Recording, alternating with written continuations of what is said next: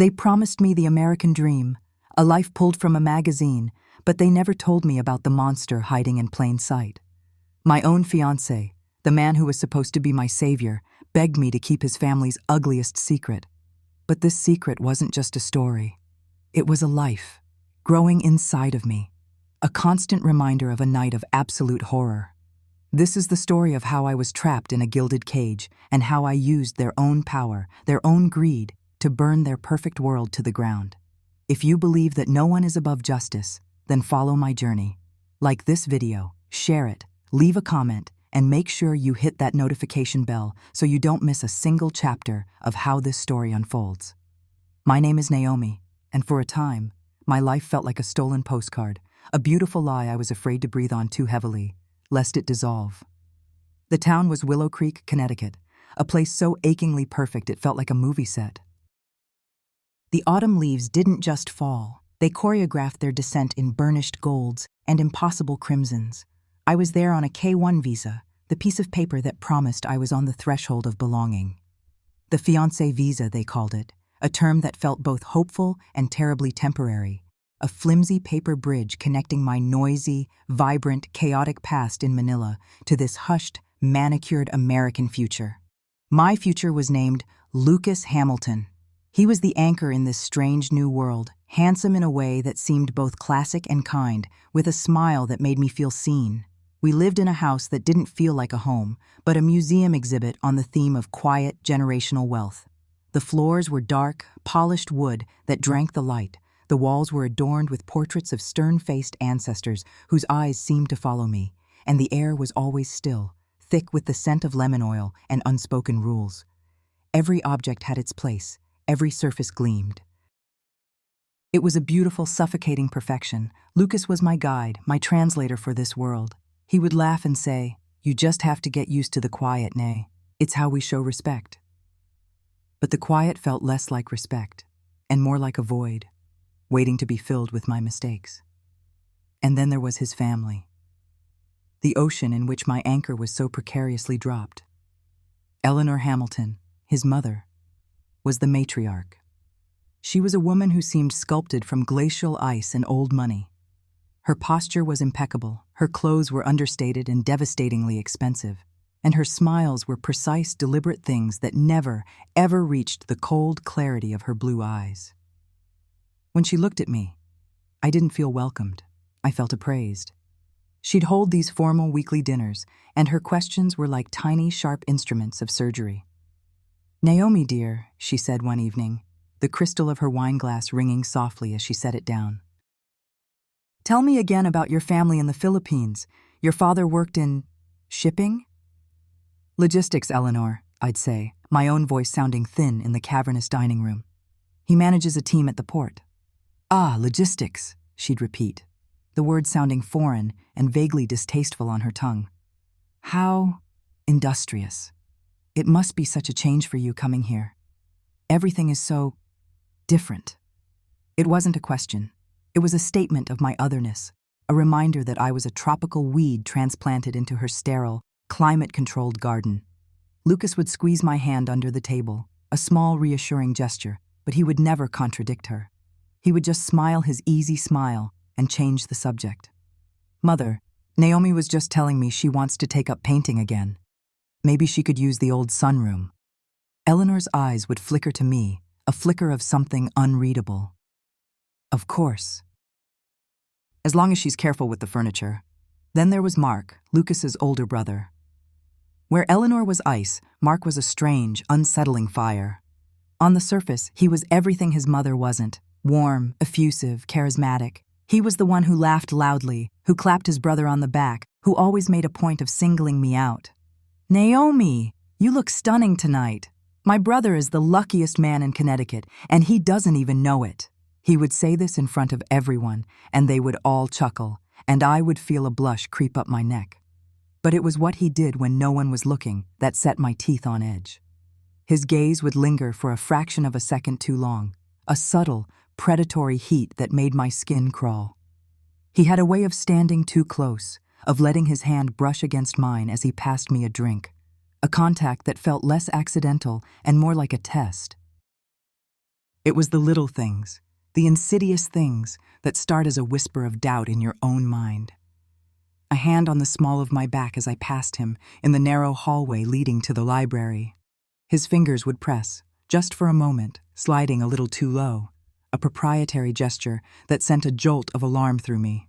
When I'd stiffen, he'd already be moving away, turning back with a disarming grin. Oops, tight squeeze in here. The question started then, always when we were alone.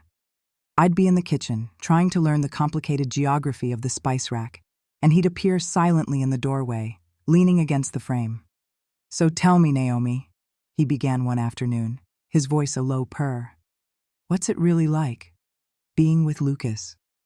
"It's wonderful," I said, focusing on finding the paprika. "He's the kindest person I've ever met." "Kind," Mark mused, tasting the word. "Yes, Lucas is kind. He's a golden retriever in a man's body. Loyal, eager to please, a little predictable. Does that really make you happy, Naomi? A woman like you? You seem like you have a fire in you. I see it." He took a step into the kitchen. "Does he know how to handle that fire?" The question felt invasive, intimate. "I don't know what you mean," I said, my voice tight. "I think you do," he said softly, his eyes raking over me.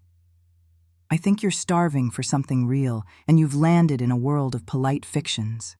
He smiled then, a flash of white teeth. "Don't worry, your secret's safe with me." I told myself I was being paranoid. I was a stranger in a strange land, misreading signals, mistaking American forwardness for something more sinister. I was used to a different culture, a different way of interacting. I was the one who was out of step, not him. I repeated this to myself like a mantra, a desperate attempt to keep the perfect postcard from wrinkling at the edges. But the feeling wouldn't go away. It was a low-grade hum of anxiety that was becoming the background music of my new life. One evening, Lucas and I were curled up on the sofa, a rare moment of peace. The fire was crackling, and his arm was warm around me. I decided to try. I had to know if I was imagining it. "Lucas," I started, tracing the pattern on his sweater. "Can I ask you something about your brother?" He tensed slightly. "Sure. What about him?" He's very friendly with me," I said, choosing my words carefully. "Sometimes his attention feels a bit intense." Lucas pulled back a little, a small frown creasing his forehead. "Intense? What do you mean?" "I don't know," I stammered, feeling foolish. "Like today, he was asking me all these questions about us, about our relationship, and sometimes he stands a little too close, or touches my back. It just makes me uncomfortable." Lucas let out a short, dismissive laugh. He didn't mean it to be cruel, but it landed like a slap. "Oh, Naomi, honey, that's just Mark. He's always been a bit much, a professional ball-buster. It's his way of testing people. If he's giving you a hard time, it means he likes you. He's just being protective of his little brother." His words were meant to be reassuring, but they felt like a small, sharp sting. He wasn't listening to me. He was translating his brother's behavior through a filter of lifelong familiarity and affection, a filter I didn't have access to. He was telling me that my feelings were wrong. "It doesn't feel like he likes me," I whispered, more to myself than to him.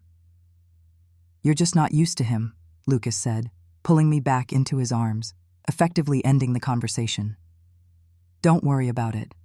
He'll back off once he sees we're the real deal." I leaned my head against his chest, but the comfort wasn't there anymore. The beat of his heart sounded different. In that moment, for the very first time, I understood with a chilling certainty that my reality, my feelings, my very perception of the world was subject to the Hamilton family's approval. My discomfort was irrelevant if it conflicted with their narrative. I was a guest in their story, and my role was to be grateful, quiet, and accommodating. The gilded cage had bars, and I was just now beginning to see them. The silence I had once found so suffocating became a strange sort of refuge. Lucas was in Chicago for a 3-day conference on architectural sustainability, a trip he'd been excited about for months. He'd kissed me goodbye at the door, his face bright with anticipation. "I'll miss you," he'd said. "Don't let my family drive you too crazy." I'd smiled and promised I wouldn't. The truth was, I was looking forward to the quiet. For 72 hours, the cavernous house would be mine. I wouldn't have to navigate Eleanor's polite interrogations or Mark's unsettling presence. I could walk around in my old, soft t-shirt, eat cereal for dinner, and not worry about which fork to use. The silence wasn't a void anymore. It was a sanctuary. The first day was a blissful expanse of nothing. I watched bad movies, video chatted with my sister back home, carefully curating my background to show off the elegant living room while making my voice sound breezy and happy. The second day, a storm rolled in, a classic New England tempest that lashed the windows with rain and rattled the old house to its foundations. I loved it. The wind howling outside made the silence inside feel cozier, safer. I was curled up on the enormous cream-colored sofa in the main living room, wrapped in a cashmere throw that probably cost more than my first car, a book resting unread in my lap. I was just listening to the storm, feeling the deep, primal comfort of being sheltered from it. That's when I heard it. A sound that didn't belong to the storm, a soft click from the front door. My heart seized. It wasn't Lucas. He wasn't due back until tomorrow night. I sat bolt upright, the cashmere throw pooling at my feet. The house had a state-of-the-art security system, but it was currently disarmed. Lucas always said it was unnecessary in a town like Willow Creek. My breath caught in my throat. I listened, every nerve ending screaming. The heavy front door swung open and then closed with a soft, definitive thud, shutting out the howl of the wind. Footsteps, slow, deliberate, on the marble floor of the foyer. "Naomi?" The voice slid through the dark, and my blood ran cold. It was Mark. He appeared in the arched doorway of the living room, a silhouette against the dim light of the hall. He was dripping wet, his dark hair plastered to his forehead. He wasn't smiling his usual charming smile. His face was a placid mask. "Mark," I breathed, my voice barely a whisper. "What are you doing here? You scared me." "I was worried about you," he said, his voice calm, reasonable. He took a step into the room. "All alone in this big house during a storm like this. I thought I'd come check on you." "I'm fine," I said, my hand clutching the edge of the sofa cushion. "How did you get in?" He held up a key, dangling it from his finger. "The spare, under the planter by the door. Lucas really should find a better hiding spot." He moved further into the room, not towards the fireplace to warm himself, but circling the space, his movements like those of a predator assessing its territory. He ran a hand over the back of a brocade armchair, his eyes never leaving my face. "It's cozy in here," he said. He wasn't violent, not at first. That was the most terrifying part. His calmness was an unnatural thing, a heavy blanket that smothered the air in the room. He sat down in the armchair across from me, the one his father used to sit in, a throne of dark leather. He leaned forward, his elbows on his knees, his eyes pinning me to the sofa. "I've been thinking about you, Naomi," he began, his voice low and conspiratorial. "I've been thinking about what it must be like for you. Plucked from your world, dropped into this performance." He gestured vaguely at the opulent room. "It's all for show, you know. The perfect house, the perfect family. My mother, with her iron will. My brother, with his desperate need to please her. It's a cage, a beautiful, comfortable cage. But it's a cage nonetheless." I couldn't speak. My throat was tight with a nameless dread. He was voicing the thoughts I'd barely dared to admit to myself, but hearing them from him felt like a violation. "And you," he continued, his eyes intense, "you're the most exotic bird he's ever brought home. You're so different. You have this hunger in your eyes. A desperation to belong. You try to hide it behind your polite smiles and your quiet little ways. But I see it. I see the real you." "You don't know anything about me," I managed to say, the words feeling brittle. "Oh, I think I do," he said, a small, cold smile touching his lips. "I know that you're completely dependent on my brother. Your visa, your home, your future. It's all in his hands, and his hands are tied by our mother. Do you really think a love like that is free? Do you really think it's real?" He was dissecting me. laying my insecurities bare on the expensive Persian rug between us. He wasn't offering comfort. He was showing me the mechanics of the trap I was in. He stood up then. My heart hammered against my ribs, a frantic bird beating against a cage of its own. He didn't lunge. He moved with a deliberate, unhurried grace that was more menacing than any sudden aggression. He walked around the coffee table, each step a drumbeat of doom. He stopped in front of me, looking down at me on the sofa. "No," I whispered, the word a tiny, pathetic sound against the backdrop of the storm. He tilted his head, as if considering my plea. He treated my no not as a command, not as a boundary, but as a suggestion. A quaint notion he was willing to entertain for a moment before discarding it. "Lucas can't give you what you need, Naomi," he murmured, his voice dropping even lower. "He doesn't have the strength. He sees you as something to protect, something to put on a pedestal. He doesn't see the woman. I do." He reached down, his hand cupping my jaw. His skin was cold from the rain. I flinched, tried to pull away, but his grip was like iron. He knelt in front of me, his face just inches from mine. The assault, when it came, wasn't a frenzied act of passion. There was no heat, no desperation. It was a cold, calculated, methodical act of consumption. It was about power. It was about ownership. As he forced himself on me, as he shattered the sanctuary of my silence, he broke me down piece by piece, not with force, but with a terrifying, soul-destroying precision. And as he did, he whispered the most perverse, most twisted thing of all, his breath hot against my ear. "There. Now you're truly part of the family. Now you're one of us. You have a secret with me now, a real secret, something Lucas will never, ever understand." He wasn't just violating my body, he was branding my soul. He was making me an unwilling accomplice in my own destruction, tying me to him with a bond of shame and horror. He was marking his territory not just on me, but within the very heart of his brother's life.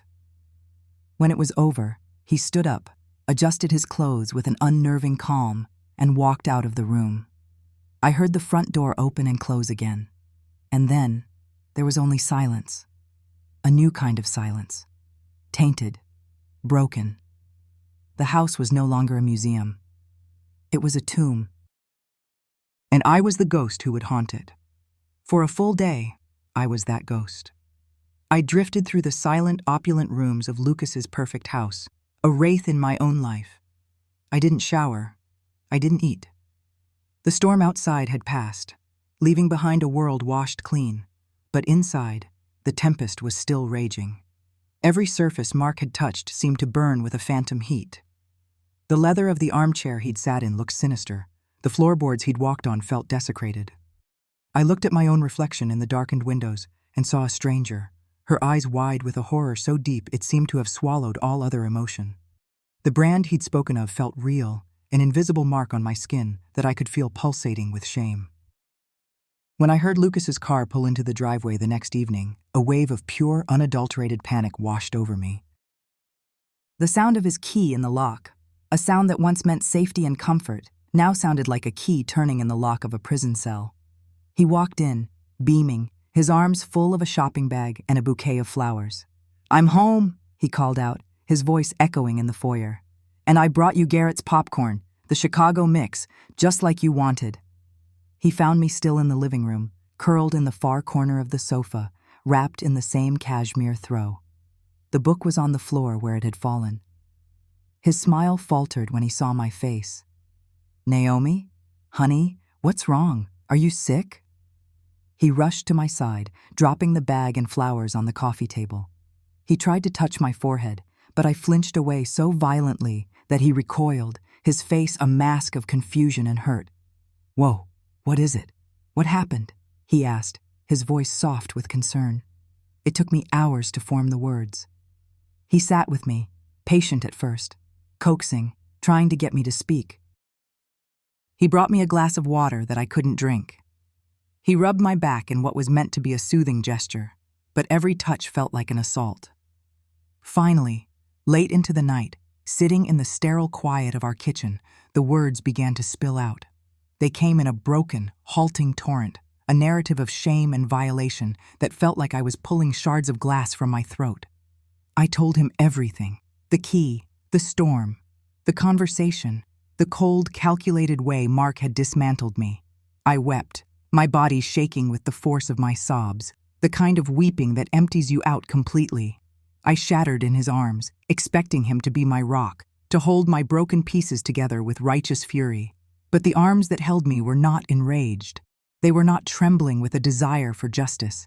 They went stiff. His first reaction was not a roar of protective anger for me. It was a sharp, indrawn breath of fear. Fear for something else entirely. He pulled back, his hands on my shoulders, his face pale in the dim kitchen light. And then he said the words that killed the last shred of hope inside me. Are you sure, Naomi?" The question hung in the air between us, a new and more profound kind of violence. It was a denial of my reality, a questioning of my sanity. "Sure?" I choked out, staring at him in disbelief. "Lucas, what do you mean, am I sure?" "I just mean, Mark, he can be an ass," Lucas stammered, his eyes darting around the room, unable to meet mine. "He drinks too much sometimes. He says stupid things. Maybe you misunderstood the situation. Maybe he was just being his usual jerky self and you took it the wrong way." I felt a cold dread creep up my spine, colder than Mark's touch, colder than the rain-soaked night. He wasn't seeing me. He was seeing a problem. He saw my trauma not as a sacred wound that needed to be healed, but as a messy, inconvenient complication that threatened the pristine facade of his world. "Misunderstood?" My voice was dangerously quiet. "He forced himself on me, Lucas. On the sofa in your living room. There is no misunderstanding that." Okay, just keep your voice down," he whispered, glancing towards the windows as if his mother could materialize out of the darkness. "We have to be smart about this. We can't just fly off the handle." He wasn't my partner. He wasn't my defender. He was a PR manager for his family's reputation. The love I thought we had, the future I had pinned all my hopes on, evaporated in that instant. It dissolved into a puff of smoke, leaving behind a man I didn't recognize at all. A stranger, a gatekeeper, a loyal son first, and my fiancé a distant second. "What are you saying?" I asked, my voice flat. He took my hands, his own trembling slightly. He was trying to look sincere, concerned, but all I could see was the panic in his eyes.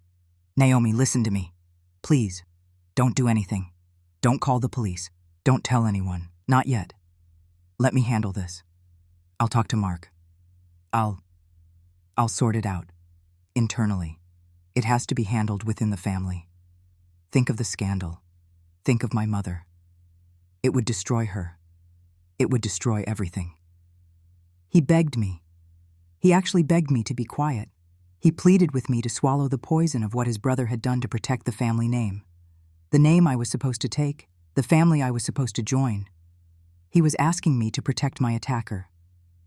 In that moment, my isolation was absolute. It was a physical presence in the room, a third person sitting at the table with us. I was a foreigner in this country, my legal status completely dependent on this man who was now asking me to sacrifice my truth for his comfort. The beautiful house was no longer just a gilded cage, it was a crime scene. And my warden, the man holding the only key, was the very person who was supposed to be my savior. I was utterly and completely alone. The silence I had craved just a day before had returned, but this time, it was a deafening roar of betrayal. The sickness started as a whisper, a faint unease in the mornings that I dismissed as a lingering echo of the trauma. The stress, the sleepless nights, the constant low-grade terror of living under the same roof as Mark. It was enough to make anyone ill. The house itself seemed to be rejecting me, its opulent silence a constant reminder of my isolation. I'd wake up, and the taste of bile would be in my throat, a bitter premonition. I told myself it was just fear. Fear had a physical taste, a scent, a weight, and my body was saturated with it. But then a week bled into another. The whisper became a persistent murmur. It wasn't just in the mornings anymore. The scent of coffee, once my favorite ritual, now made my stomach churn. The rich food the housekeeper, Mrs. Gable, would prepare, a silent offering of sympathy I could never acknowledge, went untouched. I found myself drawn to simple things, plain crackers, toast, water. My body was craving a simplicity my life had lost forever. A new kind of dread, cold and clinical, began to crystallize in my gut. It was a different fear from the one Mark had instilled. This wasn't about a monster in the hallway. It was about a time bomb inside my own body. I counted the days on a calendar in my mind, my blood running cold. It couldn't be. The timing was a cruel joke, a cosmic punchline to a tragedy that had already shattered me. I waited until Lucas left for the city, his peck on my cheek a fleeting, absent-minded gesture. He was so good at pretending. He had slipped back into his role as the doting fiancé, the man who was handling things. But his eyes never quite met mine anymore. He was a ghost in his own home, and I was the specter haunting him. I drove to a pharmacy in the next town over, a place where no one knew the Hamilton name, where I was just another anonymous woman buying a small box that held the power to confirm or deny a world-ending catastrophe. My hands shook so badly I fumbled with my wallet, dropping a credit card on the floor. The cashier, a young girl with kind eyes, picked it up for me. "Rough day?" she asked, her smile sympathetic. I could only nod, unable to speak, past the lump of ice in my throat. Back in the gilded cage of the Hamilton estate, I locked myself in the master bathroom. It was a cavern of Italian marble and polished chrome, a room bigger than my entire apartment back in Manila. The cold of the floor seeped through my socks. I felt like an intruder, a fraud, desecrating this pristine sanctuary with my sordid little problem. I read the instructions 3 times, my mind refusing to process the simple words. My hands trembled as I unwrapped the plastic stick. It felt alien, clinical, a tool of judgment. The waiting was the worst part. 3 minutes, the longest 3 minutes of my life. I didn't dare look at it. Instead, I stared at my reflection in the vast, gold-framed mirror. I saw a stranger, a pale, haunted-looking woman with dark circles under her eyes that no amount of expensive concealer could hide. The vibrant, hopeful girl who had stepped off the plane a few months ago was gone. She had been hollowed out, replaced by this trembling ghost. Where did she go? Did Mark steal her? Did Lucas let her die? The timer on my phone chimed, a soft digital sound that felt like a gunshot in the silent room. My breath caught. Slowly, as if it might bite me, I turned the stick over. And there they were. 2 pink lines, stark and unforgiving against the white plastic. They weren't faint. They weren't ambiguous. They were a definitive, screaming declaration. Pregnant. A strangled sob escaped my lips, a sound I didn't recognize as my own. I sank to the cold marble floor, the plastic stick clutched in my hand like a weapon. My death warrant. No, not mine. The death warrant for the life I thought I was going to have. The dream was officially over, replaced by a biological reality I couldn't escape. A life. A life was growing inside me. A life conceived not in love, not in tenderness, but in a moment of soul-crushing violation, of guttural grunts and the stench of whiskey. A life that could belong to him, Mark. The name was a shard of glass in my mind. The possibility was acid, eating away at my insides, more corrosive than any morning sickness. A child that would have his eyes, his blood, a permanent living link to the man who had torn my world apart. But then, a desperate, illogical sliver of hope cut through the panic. A baby. An undeniable, irrefutable consequence. This would be the thing to finally make Lucas see. He couldn't dismiss this. He couldn't tell me I was overreacting to a living, breathing result of his brother's crime. A baby was not a misunderstanding. A baby was proof. He would have to choose. He would have to stand up. He would have to protect me. He would have to become the man I had fallen in love with. I waited for him to come home, rehearsing the words in my head. I would be calm. I would be clear. I wouldn't cry. I would present it as a fact, a situation we had to face together. I held on to that fragile hope like a prayer. He came in around 8, smelling of the city and expensive cologne. He loosened his tie, his movements weary. "Long day," he sighed, dropping his briefcase by the door. "Anything interesting happen here?" I stood in the archway to the living room, the plastic stick hidden in the pocket of my cardigan, its presence a burning weight against my hip. "Lucas, we need to talk." His face tightened. He hated that phrase. "Naomi, not tonight. I just want to unwind. Can it wait?" "No," I said, my voice steadier than I felt.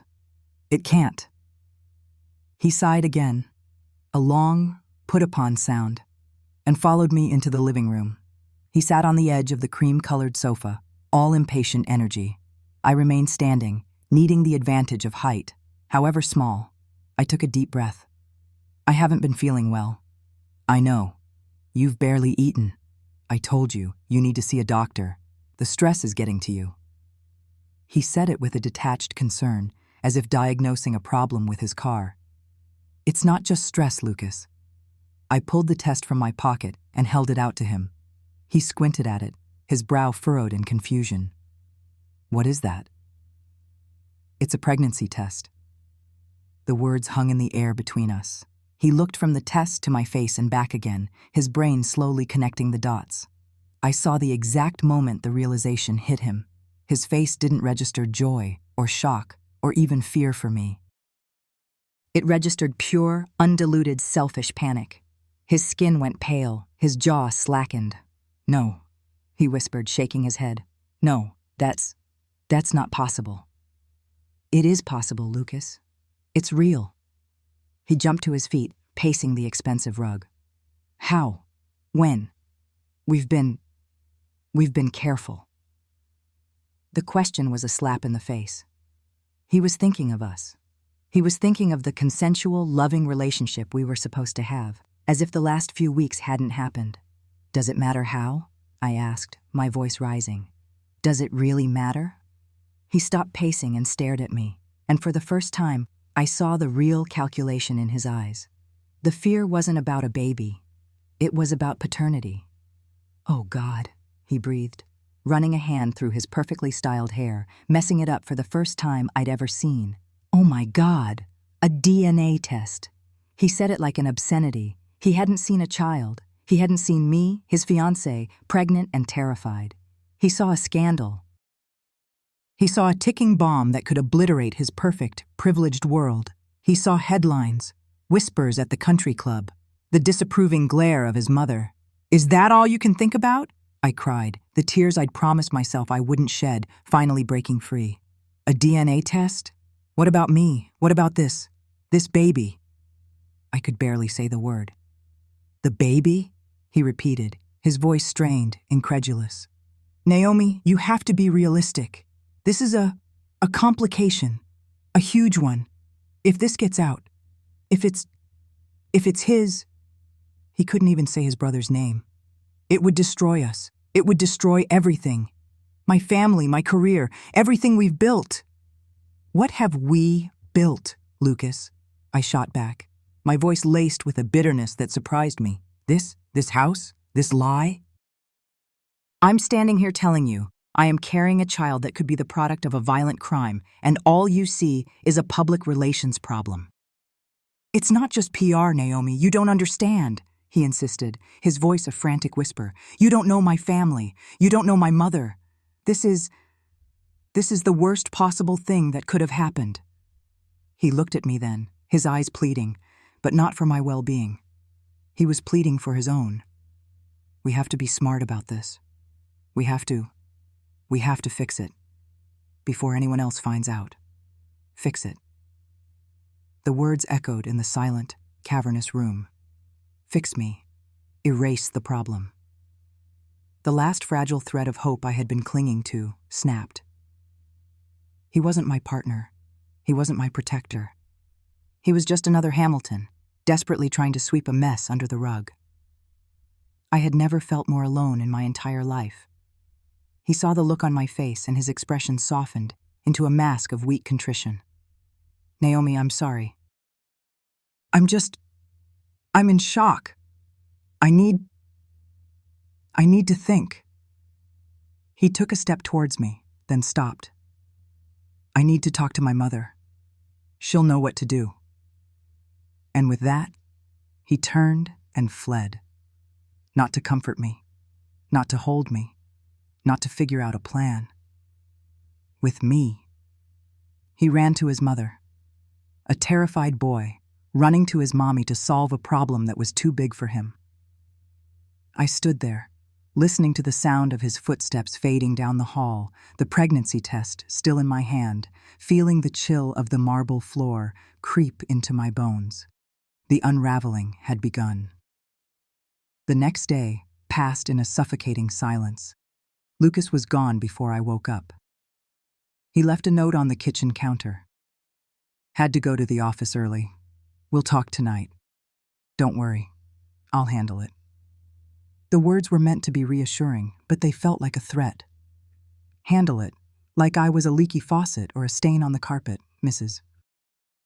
Gable moved around the house with a quiet solemnity, her eyes full of a pity she couldn't express. She knew, of course she knew. In a house like this, secrets were currency, and the walls had ears. I felt like a specimen under a microscope, the subject of hushed whispers in the staff quarters. The call came in the late afternoon. It wasn't Lucas. It was Eleanor's personal assistant, a woman with a voice so crisp it could have cut glass. Miss Villanueva, Mrs. Hamilton would like to see you in the formal living room at 5 o'clock. It wasn't a request. It was a summons. The formal living room, a room reserved for Christmas Eve, for visiting dignitaries, and for bad news. It was Eleanor's courtroom. A museum of inherited wealth, with furniture too old and valuable to be comfortable, portraits of dead Hamiltons staring down from the walls with stony judgment, and a chilling floral scent that never seemed to fade. It was a room designed to make people feel small. I spent an hour getting ready, an absurd act of defiance. I chose a simple, modest dress, did my makeup carefully, and pulled my hair back in a neat, severe bun. I would not go before her looking like a victim. I would not give her the satisfaction. At 5 o'clock precisely, I walked into the room. Eleanor was seated in a high-backed wing chair, positioned like a throne. The dying afternoon light streamed through the tall windows, casting her in shadow, a formidable silhouette against the glare. She didn't look up when I entered. She was studying a set of papers in her lap, her posture immaculate. The only sound was the solemn ticking of a grandfather clock in the corner, counting down the seconds of my life. I stood in the center of the room, my hands clasped in front of me, waiting. She let the silence stretch, a deliberate exercise of power. Finally, she placed the papers on the polished mahogany table beside her and lifted her eyes to meet mine. They were the color of a winter sky, cold and empty of all warmth. Naomi, she said. Her voice was calm, melodic, without a trace of anger. It was that very lack of emotion that made it so terrifying. It was the voice of a surgeon before an amputation. Lucas has informed me of your situation. I just nodded, my throat too tight to speak. He is, as you can imagine, quite distraught, she continued, her gaze unwavering. He is a good boy, but he is sensitive. He feels things deeply, especially betrayal. The word hit me like a physical blow. I didn't betray him. A faint, dismissive smile touched her lips. Didn't you? You come to this country, into my home. We welcome you.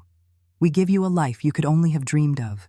And in return, you concoct this sordid little drama to try and trap my son. That's not what happened, I said, my voice trembling despite my best efforts.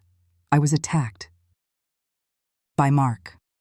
Eleanor waved a perfectly manicured hand, a gesture of supreme dismissal. Please, let's not be theatrical. I've known my sons their entire lives. Mark can be boisterous, perhaps a little too forward at times, but he is a Hamilton. He is not a criminal. You, on the other hand, your motives are far less clear. She leaned forward, the ice in her eyes seeming to harden. Let me tell you what I see.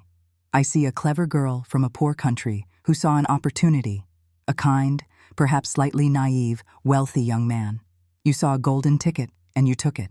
But the visa was taking too long. A simple engagement wasn't enough of a guarantee. So you decided to create a more permanent, biological bond. A child, the oldest trick in the book. Every word was a carefully aimed dart, dipped in poison. She was systematically dismantling me, rewriting my reality, painting me as a villain in my own story. That's a lie, I whispered, shaking my head. It's a disgusting lie. Is it? She said, her voice dropping to an almost conspiratorial softness. Or is it an uncomfortable truth you'd rather not face? It doesn't matter. What matters is the solution.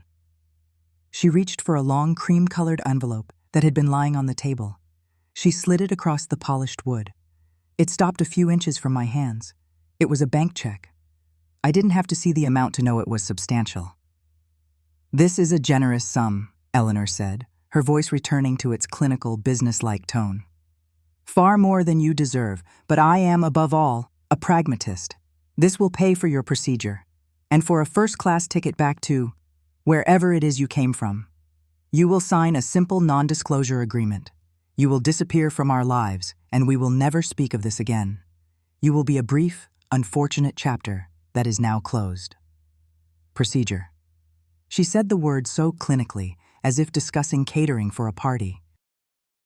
Erase the baby. Erase me. I stared at the check, at the neat typed numbers that were meant to represent the value of my silence, the price of my child's life.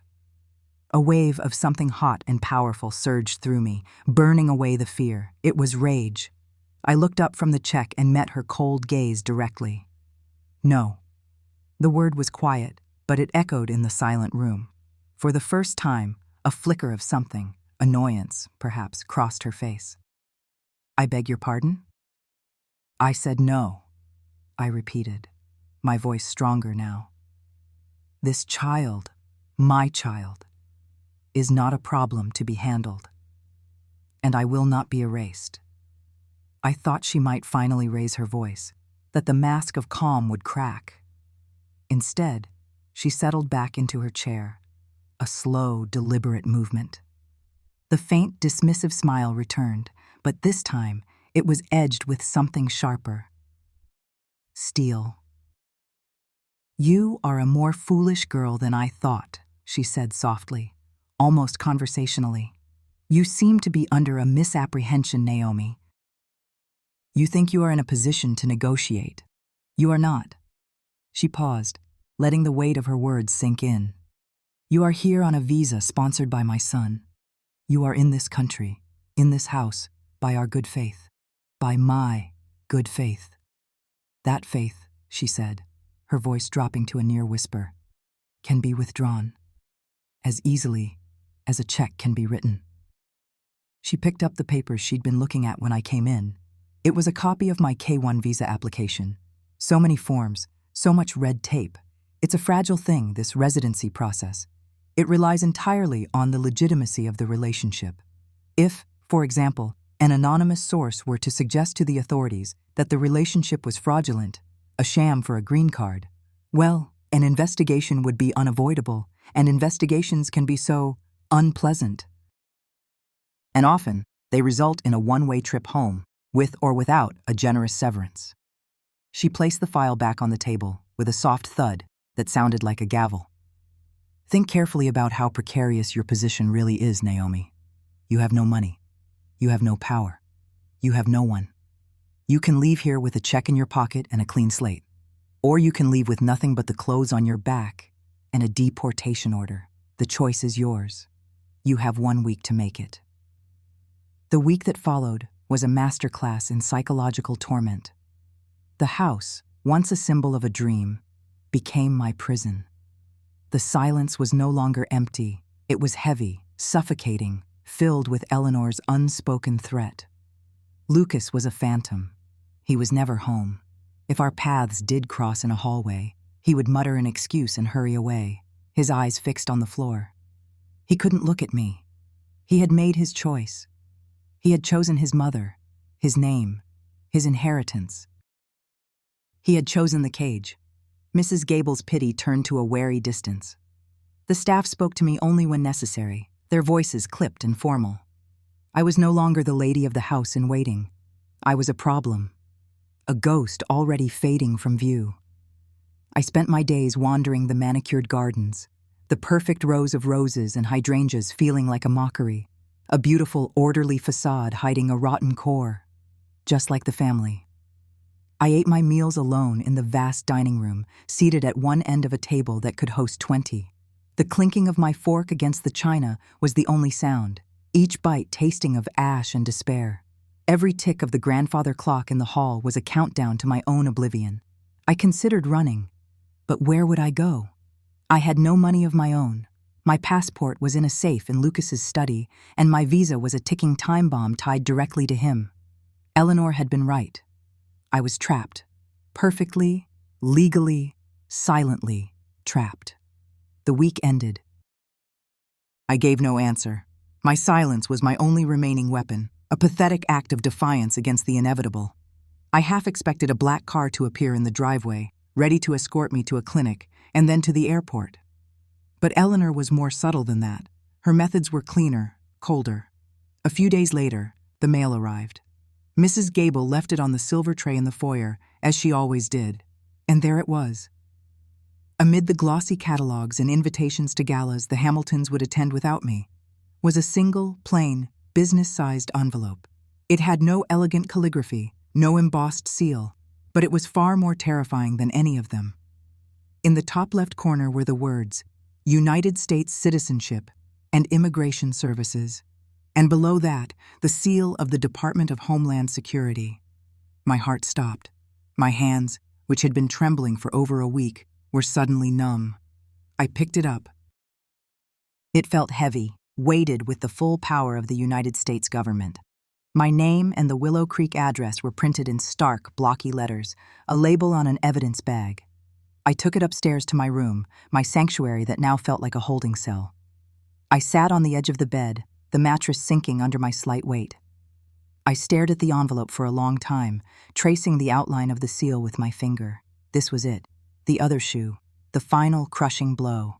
With a deep, shuddering breath, I tore it open. My fingers felt clumsy, thick. The paper inside was crisp, official. It was covered in dense, bureaucratic language, a wall of text designed to be intimidating and impenetrable. But certain words and phrases leaped out at me, sharp as knives. Petition for alien relative, Form Y-130. Petition for adjustment of status, Form Y-485. Notice of intent to deny.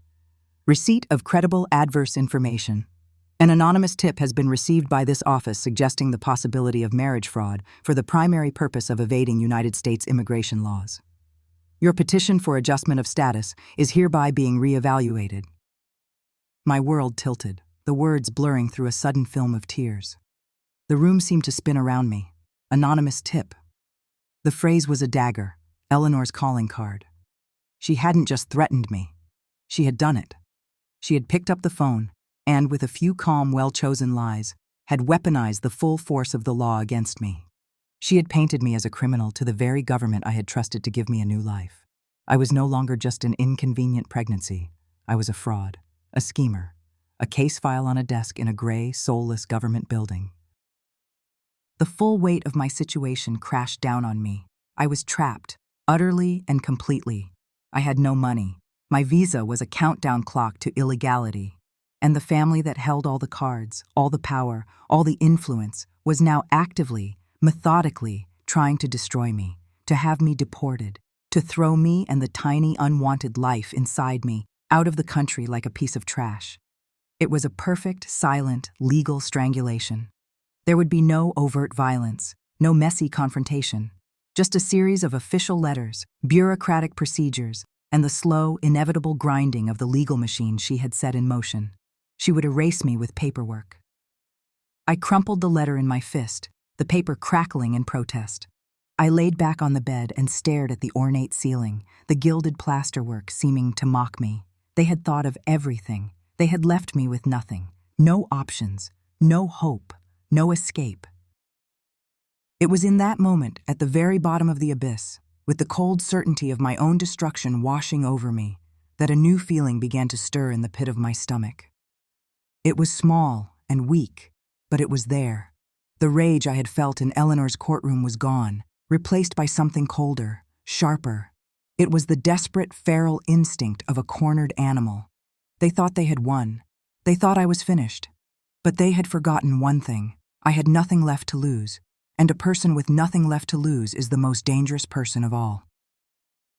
The silence in my small, borrowed room was a living thing.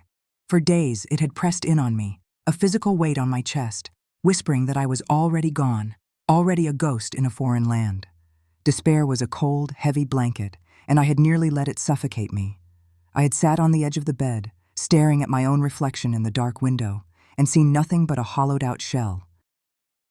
But then one morning the sun caught the mirror on the wall, and I saw myself properly for the first time in what felt like an eternity. I saw the exhaustion etched around my eyes, the tremble in my hands. But I also saw something else. A flicker. Not just of defiance, but of life. A life that wasn't just my own anymore. I placed a hand on my still flat stomach, and the truth of it anchored me. This life, this tiny, innocent passenger, deserved a fighter. It deserved a mother who would claw her way out of the abyss for its sake. That thought was the first stone in a new foundation. The weeping victim had to die so the strategist could be born. I found a legal aid clinic in a town called North Haven, a place of strip malls and cracked sidewalks, a world away from the manicured lawns and whispered judgments of Willow Creek.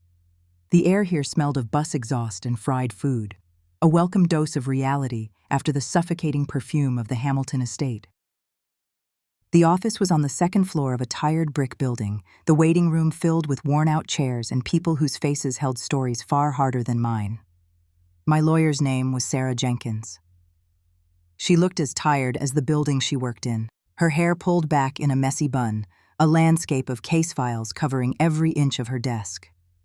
She listened to my initial summary with a practiced, weary patience, her pen making occasional, skeptical notes on a yellow legal pad. She had seen stories like mine before, stories of promises and power, of young women from other countries caught in the gears of wealthy, influential families.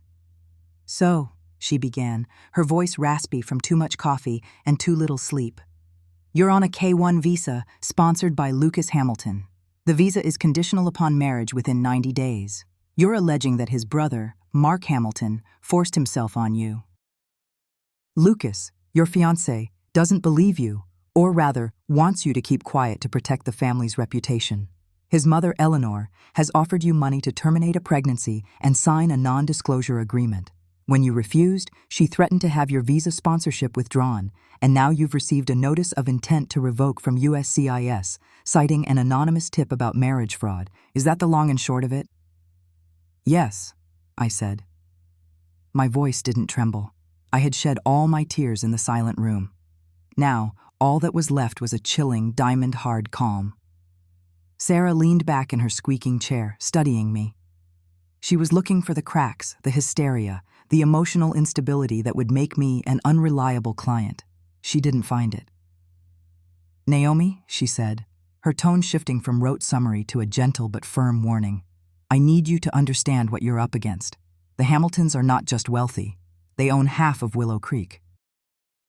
Their name is on the library, the community center, a wing of the hospital. Their law firm, Hamilton Sterling, is one of the most powerful in the state. They will bury us. Not just in legal fees, which, for the record, this clinic cannot afford to fight long-term. They will bury us in motions, in delays, in character assassinations. They will paint you as a liar, a gold digger, an extortionist who got pregnant to trap a rich man and is now trying to blackmail the family. And with this notice from USCIS, they've already fired the first shot. They're using the system itself as a weapon." I met her gaze and held it. "I know. They will have a team of lawyers whose only job is to discredit you. I am one lawyer, with a caseload of 150 other people who are also facing eviction, deportation, or domestic crises. This is a David and Goliath situation. Naomi." Except Goliath has a tank, and David has a pebble he's not even sure he can throw straight. I gave a slow, deliberate nod. I had considered all of this in the long, dark hours. I understand completely, Sarah. That's why we can't fight them in a courtroom. Sarah frowned, her brow furrowing. What are you talking about? A courtroom is the only place to fight this. No, I said, leaning forward slightly. The idea had come to me in a flash of clarity, born of pure desperation. A courtroom is their territory. It's their home field. They wrote the rules of that game. They have the money, the connections, the power. We would lose before we even started. You just said so yourself. So what's your alternative? A strongly worded letter? She asked, a hint of sarcasm in her voice. We fight them in their living room, I said, my voice low and intense. We fight them in their world, but we use our rules. The Hamiltons care about one thing above all else: their reputation. Their image, the perfect, pristine facade they present to the world. A public lawsuit, even one they know they can win, is a stain on that facade. It's messy, it's public, but they're willing to risk it because they believe they can control the narrative, paint me as the villain. Okay, I'm following you so far, Sarah said, her interest piqued. She put down her pen. So we don't give them a public fight. We give them a private one. We don't sue them for damages. We don't go to the police, not yet, because that would start a war we can't win. Instead, we gather leverage. We collect proof. Not for a jury, but for an audience of one. Eleanor Hamilton. We don't need to convince a judge beyond a reasonable doubt. We just need to convince her that the cost of trying to crush me is far, far higher than the cost of giving me what I want. Sarah stared at me for a long moment, her weary expression replaced by something else, a flicker of respect. Leverage, she repeated softly. What kind of leverage? It's your word against theirs. They'll say any evidence you have is fabricated. They will, I agreed, which is why the evidence can't come from me. It has to come from them. It took another hour to walk her through the specifics of the plan. She questioned every step, poked holes in every assumption, forced me to confront the risks. The danger of it was immense. I would have to walk back into the lion's den, not as a victim, but as bait. Finally, she leaned back, a long sigh escaping her lips. This is insane, she said, but there was no judgment in her voice, only a kind of awe. It's manipulative, it's borderline entrapment, and it's the most brilliant, terrifying strategy I've heard in a long time. She opened a drawer in her desk and pulled out a small black object, no bigger than a tube of lipstick. This is a digital audio recorder. The battery lasts for 24 hours of continuous recording. It's voice-activated, so it saves space. The microphone is extremely sensitive. Keep it in your pocket, your purse, taped somewhere discreet. Don't let them see it. Ever. She slid it across the desk. It felt heavy in my hand, a small, cold piece of metal that held the entire weight of my future. Are you sure you want to do this, Naomi? Sarah asked, her voice soft. There's no turning back from this. If they find out what you're doing. What else can they do to me? I asked, my voice flat. They're already trying to take my child, my future, and my name. They've left me with nothing to lose, and a person with nothing to lose is a person they should be very, very afraid of.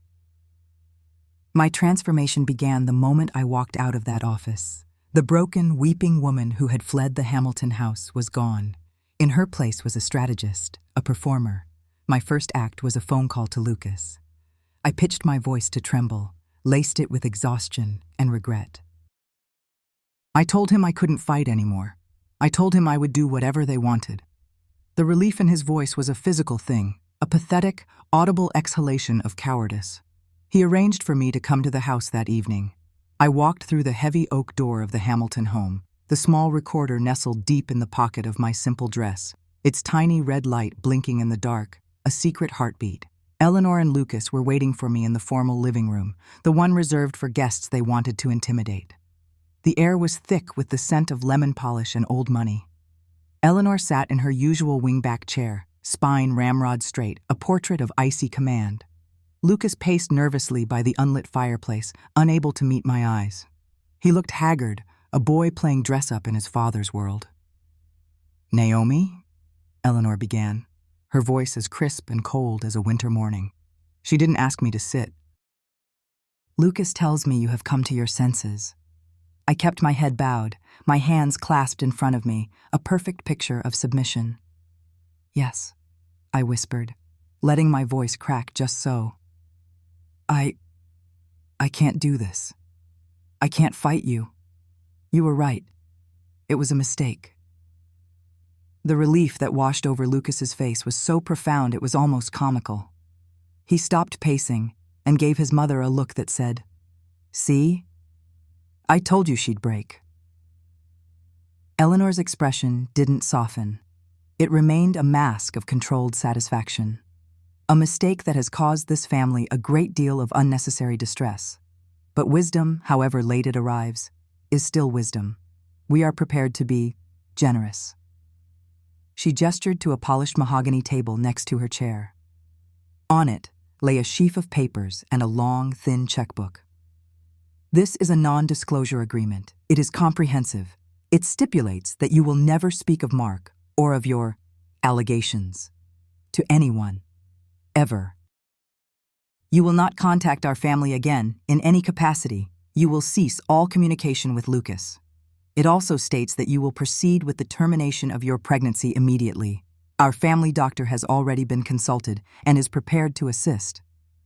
Each word was a perfectly polished stone dropped into a cold, still pond. In my pocket, the recorder drank it all in.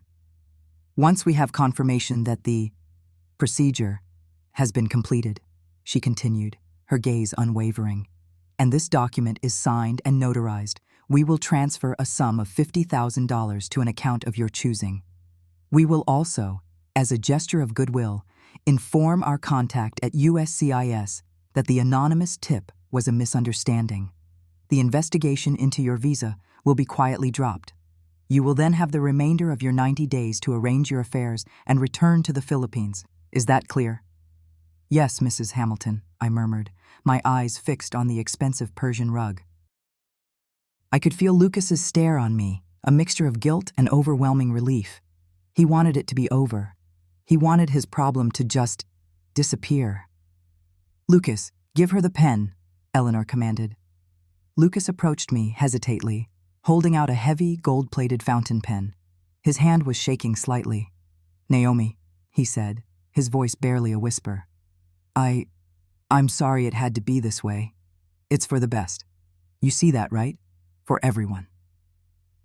"For you," I thought. "It's for you."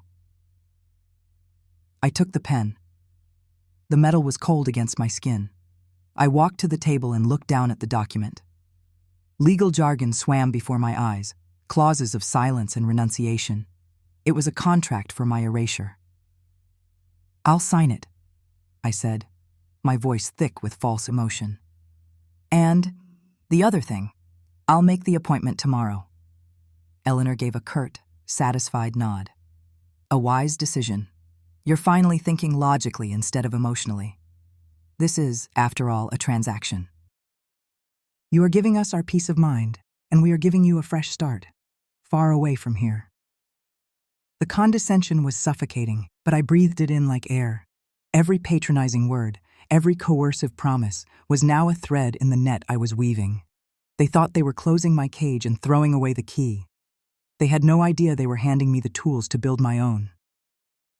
"Thank you," I said, the words tasting like ash in my mouth. "Thank you, Mrs. Hamilton. You're very kind." Their relief was a physical presence in the room, so thick I could almost touch it. They believed they had won. Their arrogance was a blinding, brilliant light, and I stood in its shadow, forging my weapons in silence. The next move was the most dangerous. It required me to face the monster himself. I needed Mark's confession.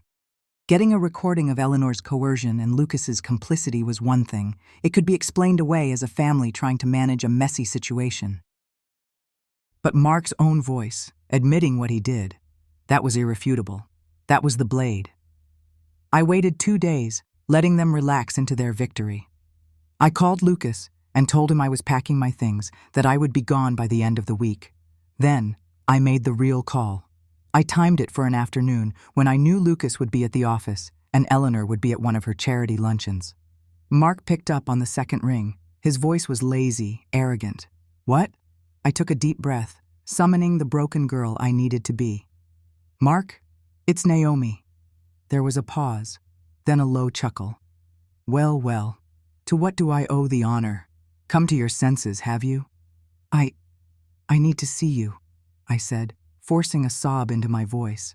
"I'm at the house, packing my things. Lucas is gone. Can you come over? I need to say goodbye properly." The bait was laid. The words, "Lucas is gone," and "say goodbye properly," were designed to appeal to his sense of ownership, his belief that he had triumphed, not just over me, but over his weaker brother. "I'll be there in 20 minutes, he said, and hung up. I stood in the center of the vast living room, the same room where Eleanor had delivered her verdict. The house was silent, but my heart was hammering against my ribs. The recorder was taped securely to my stomach, underneath a loose-fitting sweater. This performance had to be perfect. It had to be grotesque. It had to shred a piece of my soul to be believable. I heard his car crunch on the gravel driveway. I splashed a little water on my face to mimic tears and messed up my hair. When he walked in, using his own key without knocking, I was standing by the window, my back to him, my shoulders slumped in defeat. "So," he said, his voice filling the room. "The little bird is finally getting back in her cage." I turned slowly, letting him see the tear tracks on my cheeks. I hadn't dressed to be attractive, but to look broken, fragile.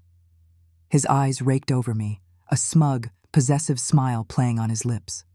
"Don't," I whispered. "Please." "Don't what?" he sneered, taking a step closer. He smelled of expensive cologne and something predatory. "Don't state the obvious. You made a little mess, and now you've been cleaned up. That's the way the world works, Naomi." I looked at the floor, shaking my head. "It's not that. It's him. Lucas." Mark's interest sharpened. "What about my dear brother?" "He's so weak," I said, the words feeling vile and venomous on my tongue. "He folded so quickly. He never fought for me. He just hid behind your mother." I looked up, meeting his eyes, and injected a sick, twisted admiration into my gaze. "Not like you.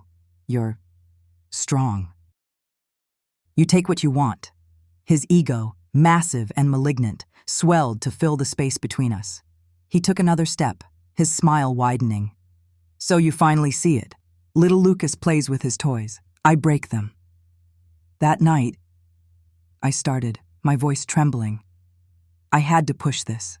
I had to lead him there. That night, I was so scared. I fought you. I know I did." I let a tear spill over and run down my cheek. But there was a part of me that I didn't even know was there. The lie was so foul I nearly choked on it. Mark laughed. It was a low, guttural sound of pure self-satisfaction. He reached out and tilted my chin up with his finger. His touch felt like a brand. "Of course you fought," he gloated, his face close to mine. "That's what makes it so good. The fear, the struggle. But your body knew what it wanted, didn't it? It knew you were with a real man for the first time. Not some timid boy who asks for permission." Every word was a nail in his own coffin. The recorder was capturing it all. My revulsion was a physical nausea, but I held his gaze. "He could never compare to you," I whispered. The ultimate betrayal of the man I had once loved, twisted into a weapon. "Never," Mark echoed, his voice thick with triumph. He described the assault, not as a crime, but as a conquest. He recounted details that made my stomach churn, twisting my terror into a narrative of secret desire. He gloated about how he had outsmarted his brother, how he had marked me as his. "He thinks he's getting rid of you, sending you away," Mark sneered, his thumb stroking my jawline. "But he doesn't get it. You're mine, Naomi. Even when you're gone, thousands of miles away, you'll lie awake at night and you won't be thinking of him. You'll be thinking of me. You'll remember what it feels like to be truly claimed. You'll still be mine." His voice, His every damning, arrogant word was now a permanent digital record. The key to my cage was being forged in the fire of his own monstrous pride. I had what I needed. I pulled away, feigning shame. "I have to go," I stammered. "I have to finish packing before Lucas gets home." He let me go, smug and victorious. He watched me as I practically fled the room, a conquering king dismissing a subject. He had no idea that he hadn't just confessed. He had just handed me his entire world. A few days later, under the guise of packing my last few belongings, I orchestrated the final move of the game. Lucas was home, but he was keeping his distance, treating me with a kind of clinical pity, like a problem that was almost solved. He had offered me the use of his study to sort my things. It was a room I had always hated, filled with dark wood, leather-bound books he'd never read, and portraits of stern-faced Hamilton ancestors. It smelled of power and entitlement. I was carefully placing some books into a box when I stumbled, my ankle twisting dramatically. I let out a small cry and knocked a heavy cardboard box of old files from a high shelf. It was a calculated risk, but a necessary one. Papers and folders cascaded across the floor in a chaotic mess. "Oh, I'm so sorry," I cried out, sinking to my knees. Lucas appeared in the doorway. "Naomi, are you all right?" I'm fine, I said quickly, waving him off. "I just tripped. I'll clean it up." He hesitated, then retreated, clearly wanting to avoid any more messy emotional encounters. Perfect. I was alone. I began gathering the scattered documents, old tax returns, property deeds, investment reports. And then my eyes fell on it. It was different from the others. A thick, leather-bound document, the dark blue cover embossed with gold lettering. The Hamilton Family Trust Agreement. Established 1958. My heart began to beat a little faster. This was the source, the wellspring of all their power. My hands shook as I carefully lifted the heavy cover. The paper was thick, creamy, the text printed in an old-fashioned, severe font. I scanned the table of contents, my eyes jumping from section to section. Distribution of assets, powers of the trustee, spendthrift provisions. And then I saw it. Article 9, Section 4. The heading was simple: Moral Turpitude Clause. I felt a jolt, a surge of adrenaline that was cold and sharp. With trembling fingers, I turned to the page. The language was archaic, drafted by a puritanical patriarch decades ago, but its meaning was absolute, ironclad. I read the words, my breath catching in my throat. Notwithstanding any other provision herein, should any beneficiary of this trust, whether primary or contingent, commit any act which, in the sole and absolute discretion of the trustee, brings public ignominy, shame, or scandal upon the Hamilton family name, or should said beneficiary be convicted of any felony or crime of moral turpitude, then all rights, titles, and interests of said beneficiary and those of his or her issue in and to the trust estate shall immediately and irrevocably cease and be forfeited.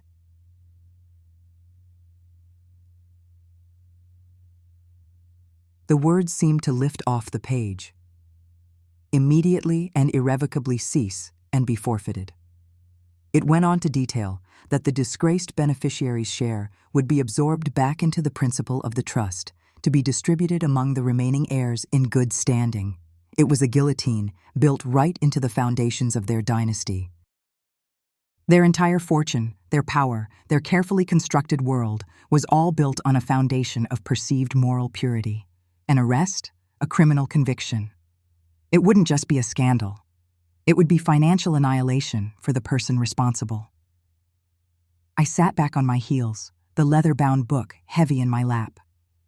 I looked at the recorder I had retrieved from my pocket, sitting silently on the rug beside me. On it was Mark's gloating, detailed confession to a felony. On it was Eleanor's voice, orchestrating a cover-up and attempting to coerce me into a criminal act. I didn't just have evidence of a crime anymore. I didn't just have leverage for a negotiation. I had the lever that could dismantle their entire empire. I could detonate a bomb in the center of their legacy. Slowly, methodically, I pulled out my phone. I laid the trust agreement flat on the floor, my hands steady now. I took clear, high-resolution photographs of the cover, the table of contents, and every single word of Article 9, Section 4. I checked each photo to ensure it was perfectly legible. Then I carefully placed the document back among the scattered papers, restacked them, and put them in their box, placing it back on the shelf. I cleaned up every trace of my discovery. As I stood up, a profound calm settled over me. It was the calm of inevitability. The game had changed. I wasn't David with a slingshot anymore. I wasn't even fighting them in their living room. I was holding a lit match over the blueprints of their house. I had the power to burn it all to the ground. And they had no idea. My lawyer, Sarah, had advised against it. She called it unnecessarily theatrical, a risk that offered emotional satisfaction but little strategic advantage. She wanted to handle the exchange through official channels, a clean and sterile transfer of documents and threats between legal offices. But I knew something she didn't. I knew the Hamiltons. Their power wasn't just in their money or their lawyers, it was in the suffocating atmosphere they created, the silent, shared understanding that they were the sun and everyone else was a mere planet caught in their orbit. To defeat them, I had to do it in their church. I had to shatter their altar. So I requested one last family meeting. I framed it as a necessity to sign the final papers, the non-disclosure agreement they had drafted, the document that would buy my silence and my disappearance. My tone over the phone was weary, broken. I let my voice crack. I was the defeated little foreigner, ready to take their blood money and crawl away. Eleanor agreed immediately, her voice dripping with a magnanimous, predatory condescension. She set the time for dinner. Of course, it had to be dinner. One last performance in their grand theater of cruelty. When I arrived, the heavy oak door swinging open before I could even ring the bell, the scene was exactly as I had pictured it. The long mahogany dining table was set for 4, gleaming under the cold light of the crystal chandelier. It was the same table where I'd first been introduced to the family, the same table where Eleanor had passed judgment on me, her words like chips of ice. They were already seated, waiting. Eleanor, at the head of the table, a queen upon her throne, her posture ramrod straight, a faint, satisfied smile playing on her lips. To her right, Lucas, his gaze fixed on the intricate patterns of the silverware, his shoulders slumped, a ghost at his own family's feast. And across from him, Mark. He leaned back in his chair, the picture of arrogant ease, his eyes locking onto mine with a triumphant proprietary gleam. He was savoring this, the final, formal dismissal of the girl he had broken. I walked slowly, my footsteps echoing on the marble floor. I didn't wear the simple, humble clothes they expected. I wore a sharp black dress, my hair pulled back severely. I was not here to beg. I was here to conduct a funeral. "Naomi," Eleanor said, her voice smooth as polished stone. "Thank you for being so sensible. We all believe this is for the best." I didn't answer. I simply took my seat at the far end of the table, the seat they had designated for me, placing me at the furthest possible point from power. The distance felt appropriate. A silence settled, thick and suffocating. A uniformed housekeeper placed a plate in front of me, seared scallops on a bed of something green and unrecognizable. It looked perfect, and completely inedible. "Eat, dear," Eleanor urged, the command thinly veiled as an invitation. "It's a celebration, of a sort. A resolution." Mark smirked. "Yeah, Naomi, a resolution. We're resolving a problem." Lucas flinched, a small, almost imperceptible movement. He finally risked a glance at me, his eyes filled with a wretched cocktail of guilt, relief, and a pathetic plea for understanding. I gave him nothing. My face was a placid lake, reflecting nothing of the storm raging beneath. I let them sit in that silence for a few more moments, letting them drink in their victory. I watched Mark pick up his wine glass, swirling the deep red liquid, his eyes still on me, mocking me. I watched Eleanor delicately cut into her scallop, the very picture of refined control. This was their world, a world where human lives were managed like business transactions, where decency was a liability, and where problems were simply resolved. I let them savor it for a full minute. I let the weight of their smug certainty fill every corner of the room. Then, I reached into my handbag. It wasn't the thick manila envelope containing their papers that I drew out. It was a small, sleek digital recorder, no bigger than my thumb. I placed it on the polished mahogany surface, right in the center of the table. The small, dark object seemed to absorb the light from the chandelier, a black hole in their perfect, glittering universe. 3 pairs of eyes snapped to it. Confusion flickered across Eleanor's face. Lucas looked bewildered. Mark's smirk faltered slightly. "What is that?" Eleanor demanded, her voice losing its silky edge. "A resolution," I said, my voice quiet but carrying clearly in the silent room, and I pressed play. For a second, there was only a faint hiss. Then a voice filled the air, Mark's voice. It wasn't shouting. It wasn't angry. It was worse. It was casual, conversational, laced with a sickening, boastful pride. "She's just a girl from some village. Who does she think she is?" His recorded voice sneered. It was from the recording I'd made when I went to say goodbye, the one where I'd carefully stroked his vile ego until it swelled and burst. Coming here thinking she can just waltz in and become a Hamilton. Someone had to show her her place. Lucas is too soft. He doesn't understand that you have to be firm with these people. You have to mark your territory. The color began to drain from Mark's face. His mouth fell slightly open. The wine glass in his hand trembled. The recording continued, his voice weaving a tapestry of his crime. So I waited. I knew he was gone for the week. It was perfect. She was all alone. When she opened the door, she looked so surprised, so breakable. That's the best part. When they look at you and they know you have all the power, that anything you decide to do is what's going to happen. There's nothing they can do to stop it. She cried, of course. They always do. But it wasn't about hurting her. It was about ownership. A little secret just between us. Now, no matter what happens, she's mine in a way she'll never be. Lucas's. She'll carry that with her forever. Every time she looks at my brother, she'll be thinking of me. The room was utterly still. The sound of a fork clattering against a plate was like a gunshot as Lucas dropped his face a pale greenish white. He clapped a hand over his mouth, his whole body lurching forward as if he were about to be physically sick all over the pristine table setting. Mark was frozen, a statue carved from fear. The smug predator was gone, replaced by a cornered, terrified animal. His eyes darted from the recorder to my face, wide with disbelief and dawning horror. But it was Eleanor I was watching. For the first time since I had met her, her perfect composure, the marble facade she had spent a lifetime constructing, finally cracked. It wasn't a dramatic shatter, but a series of fine, spidery fissures. Her lips, usually set in a firm, controlled line, pulled back in a silent snarl. Her eyes, normally cold and calculating, blazed with a fury so pure it was almost beautiful. The mask was gone. I was finally seeing the real woman beneath. The recording clicked off, plunging the room back into a silence that was now thick with poison. And then she moved. With a speed that was shocking in a woman of her age and bearing, she lunged across the table, her hand outstretched, fingers curled into a claw, aiming for the recorder. She was a hawk swooping down on its prey. But I was faster. I had anticipated this. My hand shot out and snatched the small device an inch from her fingertips. Her breath came in a ragged gasp, her manicured nails scraping against the polished wood where the recorder had been. Her eyes were wild.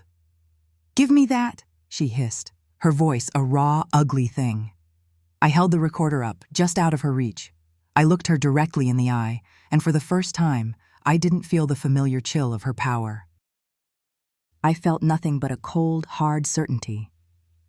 "It's no use, Eleanor," I said, and my voice was as cold and sharp as the ice she had once served me. "That's just a copy." The silence that followed was different. It wasn't the silence of oppression or awkwardness. It was the silence of a world ending. Lucas was still hunched over, his breathing ragged. Mark looked like he had aged 20 years in 20 seconds. But Eleanor, She recovered with the terrifying speed of a lifelong predator. The wild fury in her eyes receded, replaced by a cold reptilian focus. The shock had passed. Damage control had begun. "You have no idea what you're doing," she spat, pulling herself back into her chair, her movements stiff with rage. "You think you can threaten us with this doctored, inadmissible piece of slander? You pathetic little fool. I will bury you. I will sue you for libel, for defamation, for extortion. I will spend every last dollar of the Hamilton fortune to ensure you spend the rest of your miserable life in court, and then I will have you thrown out of this country with nothing but the clothes on your back. You will be a pariah. No one will ever believe you." She was rebuilding her fortress, brick by verbal brick. It was an impressive performance. She was trying to shrink me again, to make me feel small and powerless, to remind me of my place. A few months ago, it would have worked. I would have crumbled. But I wasn't the same person who had first walked into this house. They had seen to that. They had burned away my naivety, my trust, my hope. And in its place, something harder had grown. I didn't raise my voice. I didn't need to. I reached into my handbag again and pulled out a second item, a neatly folded document. I slid it across the vast expanse of the mahogany table. It glided over the polished surface, a white ship on a dark sea, coming to a stop directly in front of her. She stared at it, her eyes narrowed with suspicion. "What is this? More of your garbage?" "Look at it," I said, my voice calm, almost gentle. "Page 12, Section 4. I've highlighted the relevant passage for you." With a trembling, angry hand, she snatched the papers. Lucas lifted his head, his tear-streaked face a mask of confusion. Mark just stared blankly, still lost in the wreckage of the last 5 minutes. Eleanor's eyes scanned the page. I watched her face, searching for the moment of comprehension. Her breath hitched. Her knuckles, clutching the paper, turned white. She had found it. The morality clause. A standard, often overlooked piece of boilerplate in old money trust agreements, designed by some long-dead Hamilton patriarch to protect the family name from scandal. A relic and a weapon. Any beneficiary who, through their actions, brings public scandal, disrepute, or moral turpitude upon the Hamilton family name, or is convicted of a crime of a felonious nature, shall be immediately and irrevocably disinherited from this trust and all associated assets. She looked up from the page, and in her eyes I saw not just fury, but the cold, dawning light of true understanding. She finally saw the trap she was in. "This isn't about court, Eleanor," I explained, my voice still level. "I know I can't beat you there. You're right. You would bury me. This isn't about a public fight. This is about family. Your family. Your legacy. The name you value more than anything, more than your own son's." I leaned forward slightly, resting my hands on the table. The power had shifted so completely, it was almost a physical presence in the room. I was no longer the defendant. I was the judge. "So here are my terms," I said, laying them out not as a request, but as a verdict. "They are not negotiable." I paused, letting the weight of that statement sink in. "First, the deportation proceedings against me will be withdrawn, immediately. You will not just cease your anonymous tips. You will actively intervene. You will have your lawyers submit a full, notarized retraction of all claims to USCIS, citing a grievous and malicious misunderstanding. I want a copy of that retraction and confirmation of its receipt delivered to my lawyer within 48 hours. I looked at Lucas, who was now staring at me, his mouth agape. He looked like he was seeing me for the first time. "Second," I continued, turning my gaze back to Eleanor, "a separate, irrevocable trust will be established. Not for me, for my child, your grandchild."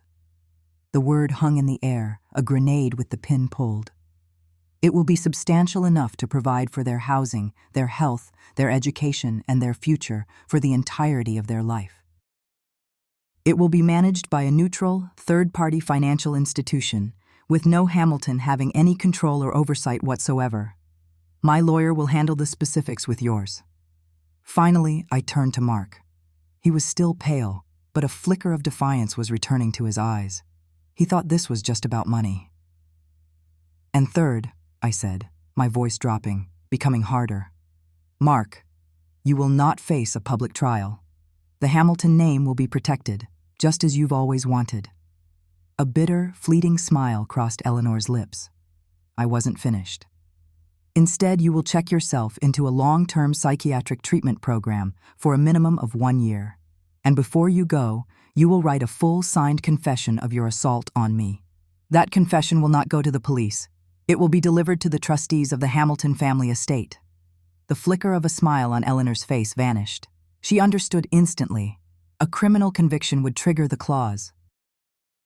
But so would an act that brought disrepute and moral turpitude upon the family. A formal, written confession of a heinous act delivered directly to the people who managed the family fortune would be more than enough to trigger the clause internally, without a single headline, without a single messy day in court. It was a clean, surgical disinheritance. It would save the family name, but it would cost her a son. I leaned back in my chair. I had laid all my cards on the table. "Here is your choice," I said, my voice resonating in the dead silent room.